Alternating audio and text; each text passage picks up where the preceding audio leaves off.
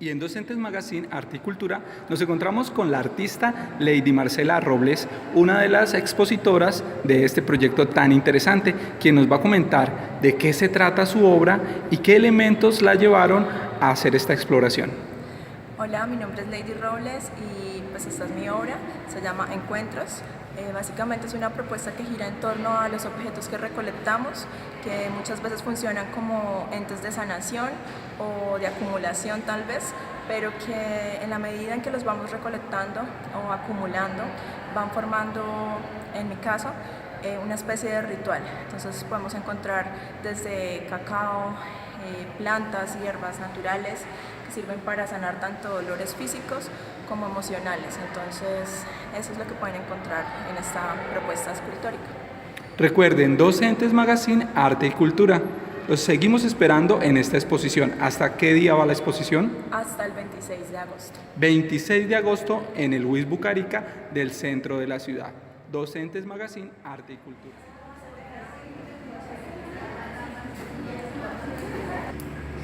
Divinos. Y bueno, a todas las personas que vinieron hoy a acompañarnos y pues a interactuar con esto, porque en realidad más que acompañarnos es también interactuar con la práctica artística de las mujeres y con toda la intención que tuvo esta exposición. Para este conversatorio invitamos a Laura Vadillo es una amiga excelente, hemos trabajado juntas en la Fundación Mujer y Futuro, pues ella es historiadora, también trabaja en la UIS, y pues ella estaba encantada pues de nuestra exposición y del proceso, porque yo se lo estaba como contando. Y pues nada, Laura, bienvenida. Buenas tardes para todos y todas. Realmente para mí es un gran placer poder acompañarlos y les agradezco porque me parece que materiales, decepciones y malos comportamientos es una exposición inédita y tal vez pionera en Bucaramanga y en Santander, de mujeres reunidas juntas haciendo y poniendo de alguna manera el sujeto femenino en cuestión. Y precisamente pues esa es como la síntesis que yo hago de la exposición que ustedes han realizado, y es que ponen en cuestión lo femenino desde diversas orillas y desde diversas materiales estéticos, utilizando el performance, con lo audiovisual de alguna manera, esos interiores puestos en escena a través de épocas, esos vasos puestos en un lugar y dispuestos en una zona de combate, y esos espacios de materiales femeninos puestos, yo no sé si la curaduría lo hizo a propósito, pero puestos en un rincón allá para que uno llegara como al rincón de las mujeres con esos esos tarritos de vidrio, con todos esos detalles, pues muestran el mundo femenino, pero también lo ponen en cuestión. Y precisamente yo quisiera iniciar esta conversación precisamente sobre un testimonio que encontré, digamos, buscando en internet cosas locas. Me encontré un testimonio que tiene que ver mucho con esta exposición y que de alguna manera pone en cuestión lo femenino. Si Judith Butler pone en cuestión el género, pues ustedes ponen en cuestión lo femenino. Y voy a atreverme pues a leer este testimonio. Cito: soy una transexual femenina, madura, y me encantaría conocer una mujer biológica y femenina, para primero ser amigas y dejar las puertas abiertas para que pueda surgir algo más. Creo que todas tenemos el derecho y el sueño a encontrar alguien. Quizás agotadas nos creamos encontrar a nadie que nos convenga, pero si nos dejamos llevar por la intuición y nos damos el permiso de romper los tópicos, donde menos pensábamos y en la persona que nunca contamos, puede estar este ser que nos sorprende, porque tiene la capacidad natural de comprendernos con transparencia, generosidad. Y esta alegría de vivir creativa e innovadora, que es lo que tanto necesitamos. Yo aporto mi perfil, diferente pero auténtico, y a pesar de mi condición femenina, siempre me he sentido más a gusto junto a la mujer, porque me identifico con ellas, comparto su misma forma de mirar el universo femenino, desde el alma, cerebro y energía femenina, y con estas pequeñas de mi historia, que son el privilegio y experticias de los seres que vivimos en un tiempo como hombres, pero que luchamos por recuperar nuestra identidad real de mujer. Me gusta la belleza del alma y del cuerpo, y creo que en el fondo la estética femenina es un bello camino para crearla y disfrutarla. Cierro paréntesis para hablar de estos testimonios. Y una de las preguntas que una se haría escuchando lo que ella busca es quién es el que habla, qué tipo de mujer está buscando, cómo se le denominaría esto si realmente esa mujer transexual madura, cómo se define, encontrara a la persona, a la mujer biológica que está, entre comillas, buscando, cómo se le denominaría esa relación. Y aquí digamos que este testimonio pone en cuestión lo femenino, porque en lo femenino hay un vaivén entre ajustarse y ponerse el vestido y el modelo de lo que significa ser una mujer tradicional, pero también está ese vaivén de querer desatar ese vestido y rompérselo y empezar un poco a deconstruir esas construcciones de género que nos han enseñado, esa identidad de género que nos han enseñado. De alguna manera, hablando ya en términos de lo que habla Judith Butler también, como una de las filósofas contemporáneas en estos temas, y es que realmente estamos en una matriz. ¿Cuál es la matriz? La matriz cultural de género que nos enseña a ser hombres o mujeres y que hoy día se está deconstruyendo ese dicotómico binario. Pero aquí la pregunta que pone en cuestión esta transexual femenina y madura, ¿cierto? Es, ella anhela lo femenino, tradicional, de alguna manera, bajo una relación no tradicional. Y cuando hablamos de la exposición de materiales, decepciones y malos comportamientos, es ese vaivén de querer apelar a lo femenino, pero a su vez desatarse de lo femenino, a su vez de poner en cuestión lo femenino. Y de alguna manera empezar a construir esa identidad. Y aquí, cuando hablamos de la identidad de género y de las identidades como tal, hay que decir, como lo dice Gloria Wolder, ¿qué es la identidad? ¿Realmente hay una identidad femenina? ¿Hay eso algo, ese símbolo realmente que es femenino? ¿O es una representación de esos comportamientos femeninos a los cuales aspiraron algunas en alguna época o que otros también han representado de lo femenino? Recuerden que hasta hace muy poco, fue a finales del siglo XX que las mujeres empezamos a representarnos a sí mismas con nuestros propios relatos y desde nuestras propias historias.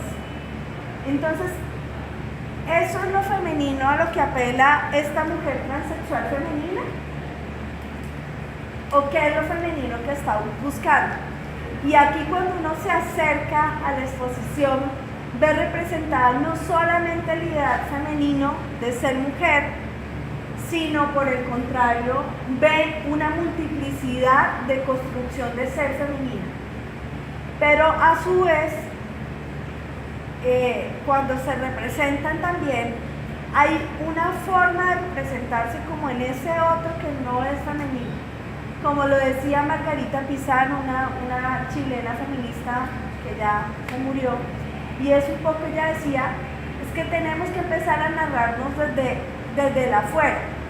Y ahí digamos que la exposición de materiales decepciones y malos comportamientos, de alguna manera intenta como sacar la patica, ¿cierto? Para narrarse desde la afuera, pero es que narrarse desde la afuera con esa matriz cultural tan fuerte es tremendo, porque cómo nos narramos desde afuera con esas otras identidades que nos han construido. Entonces, ese vaivén precisamente está en las mujeres de hoy, sobre todo las que nacimos en los años 70, ¿cierto?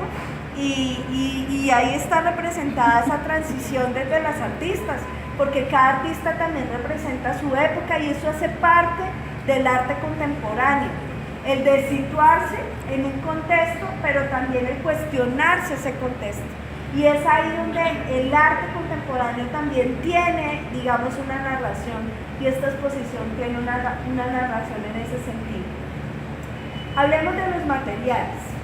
Si empezamos a hablar de los materiales que ustedes como artistas definieron, son materiales que son, entre comillas, muy femeninos, ¿cierto? Por ejemplo, materiales como el cobre, como el hierro, ¿cierto?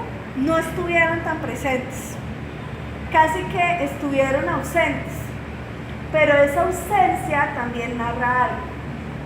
Esa ausencia dice que ustedes también se están representando desde el femenino a través de los materiales, pero lo que están diciendo desde lo femenino con los materiales femeninos, la tela, el tejido, los pocillos, están narrándose desde un femenino para cuestionar lo femenino.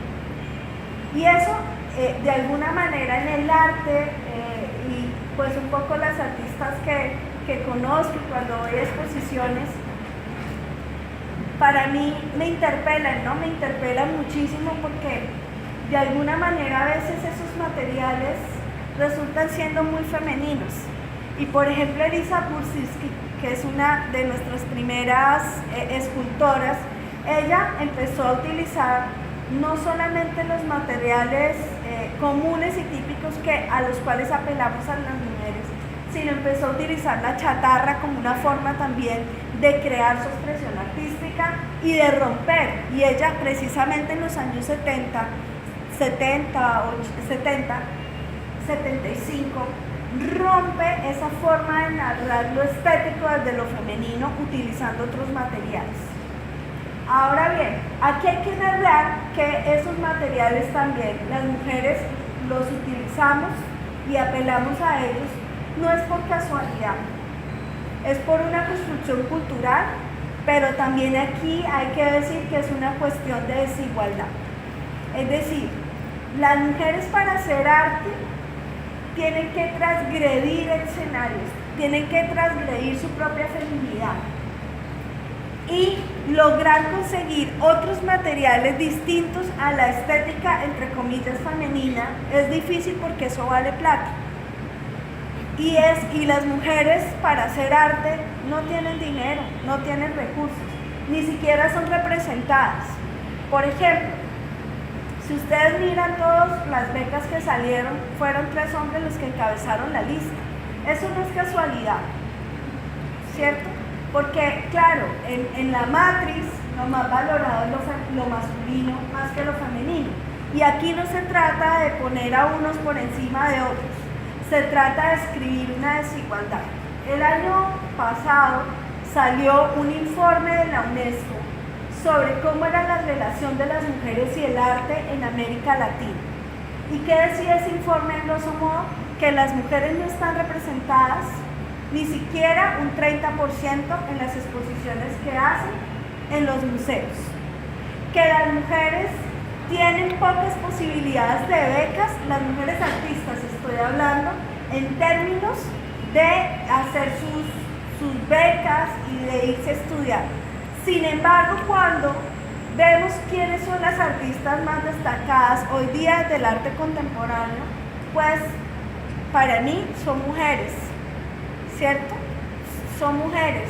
La Grieta, ¿cierto?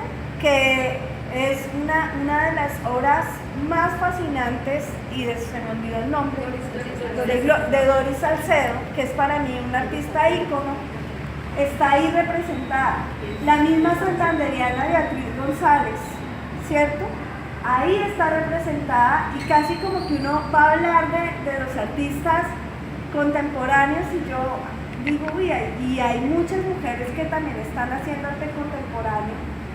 Ahora, ese arte está llegando a Bogotá, esas galerías están en Bogotá y aquí también hay que hacer una interseccionalidad entre lo que es el género y lo que es la región, ¿cierto? Y lo que son los movimientos estéticos.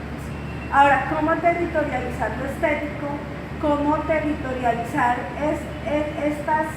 estas nuevas formas de representarse desde lo artístico? Pues ese sería un reto. Cuando yo tal vez soy muy quisquillosa y siempre pregunto, me dicen, ay, va a haber una nueva exposición. Y yo, ay, qué chévere, ¿cuántas mujeres hay?